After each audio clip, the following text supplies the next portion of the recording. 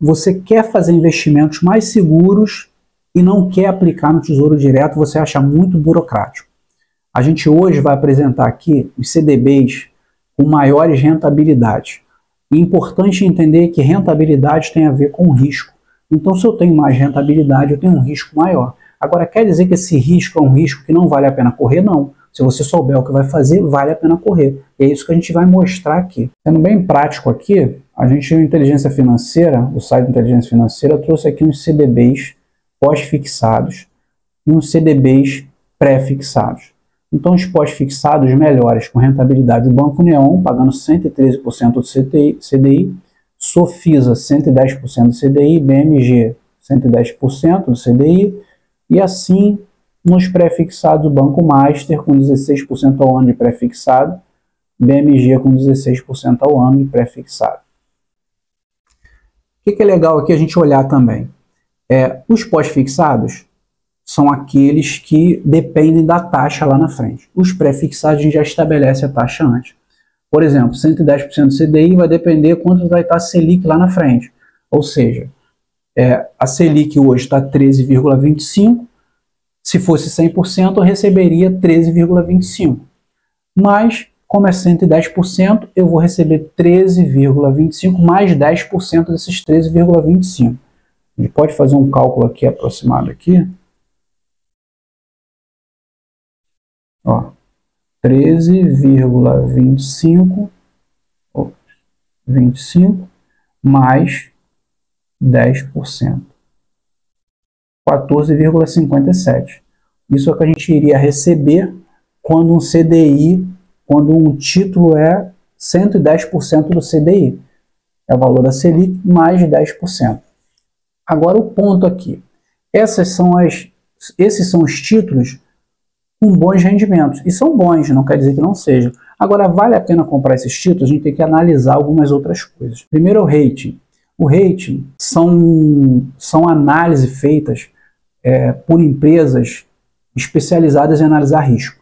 Então, elas dão notas de classificação, essas agências de risco dão notas de classificação para empresas, bancos e até governos, para países. Então, eles classificam de acordo com o risco que aquele país, aquela empresa tem de não honrar com aquele título. Porque os títulos de crédito, os CDBs, por exemplo, é quando a gente empresta dinheiro para o banco.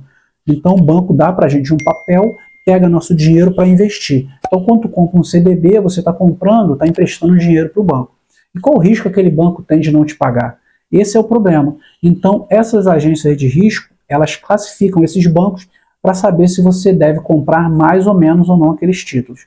E é de acordo com o risco que eles têm, eles são obrigados a aumentar os juros que eles pagam para você, o rendimento que eles pagam para você, para te convencer de comprar aquele título. Então, pensando nessas classificações de ratings, a gente tem aqui, primeiro lembrando aqui, né, os pré-fixados que a gente tem no Tesouro, está pagando 14,33%, 14,57% e 14,66%. E aqui a gente vê pré-fixados pagando 16%, 16,50%, 16%, 16%. Então, são títulos que valem mais. Os pós-fixados aqui é Selic, pagando o valor da Selic mais uma merrequinha de taxa aqui. E lá a gente está vendo 110% do CDI, ou seja, é isso aqui mais 10%. E aí os ratings. Os ratings, essas agências de risco classificam aqui, ó, AA, AA e AA. As melhores que tem para se escolher são esses três aqui, tá? Então, esse AA, AA+, e AA são as melhores classificações quando a gente vai escolher um CDB. E aqui tem de algumas instituições, tá? O BMG, menos A de uma classificação só.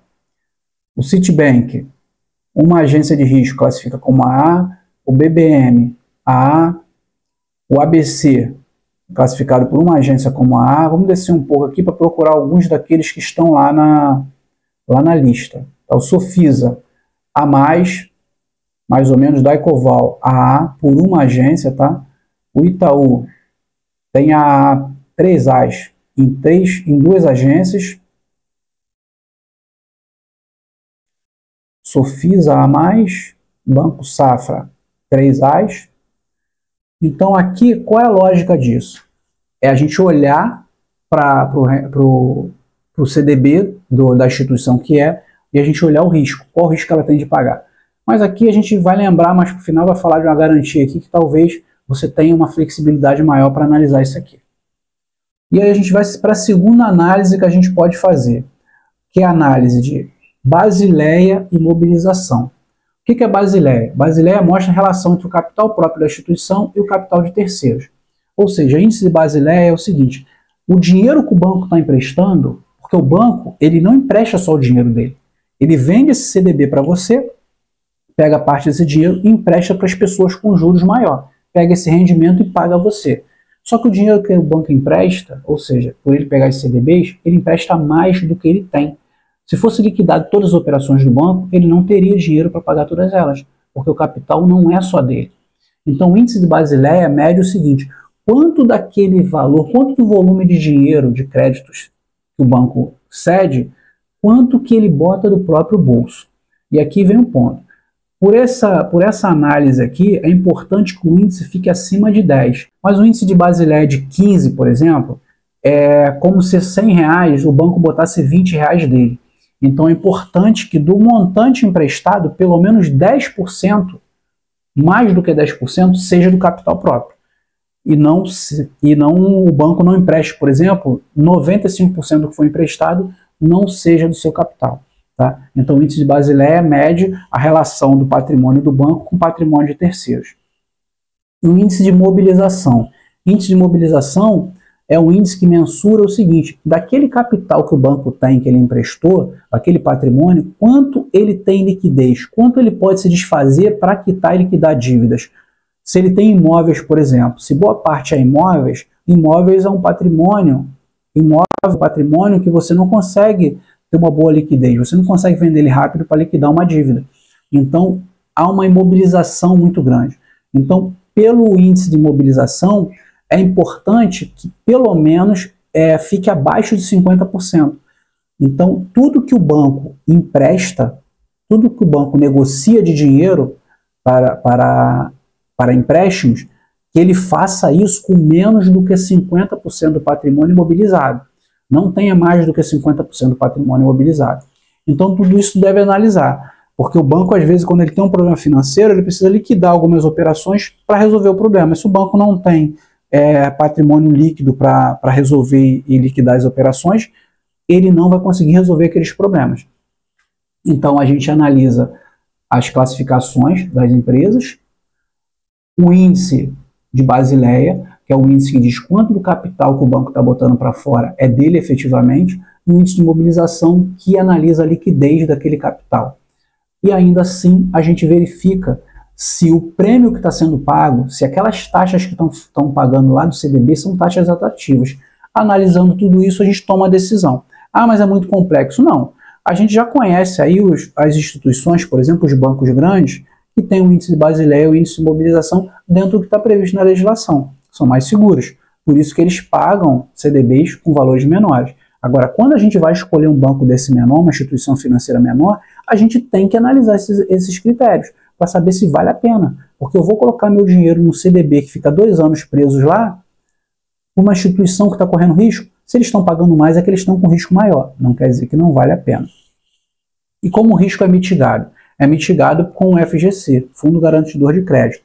Quando você compra esses títulos, você tem a garantia do FGC. O problema do FGC é que ele garante até 250 mil por CPF em cada instituição. Ou seja, até R$1 milhão, você dividindo em 4 instituições 250 mil, o FGC garante. Mais do que isso, ele não garante.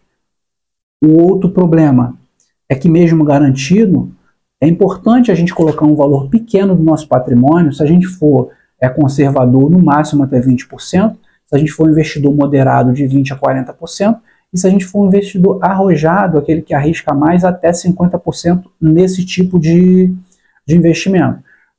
Por quê? Porque o Fundo Garantidor de Crédito, ele garante no máximo até 2%, 3% de todo o capital que circula nas instituições financeiras. Então, se tiver uma crise generalizada, o FGC não vai garantir todos os investimentos. Então é possível que o sistema quebre e você não reveja. E mesmo porque ninguém quer também, mesmo que seja garantido, esperar alguns dias para o FGC resolver o teu problema do seu dinheiro que está preso naquela instituição que quebrou. Então, se for colocar, é importante, porque tem várias oportunidades, mas que seja feito com cautela e com um percentual pequeno. O percentual de renda fixa que você resolveu separar, você separe um percentual de até 20%, 40% ou 50% da renda fixa que tu resolveu aportar. E aí você investe nessas instituições. Mais do que isso, já começa a ser maluquice. Então aqui eu queria trazer as oportunidades desses CDBs, dizer que tem vários CDBs bons aqui desses bancos, mas é importante que você analise esses indicadores para ver se é o caso de você comprar, comprando, que você não queira ir com muita sede ao pote.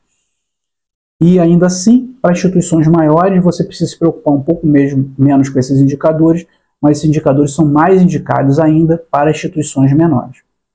Muito obrigado quem ficou até aqui, não deixe de se inscrever no canal e curtir esse vídeo.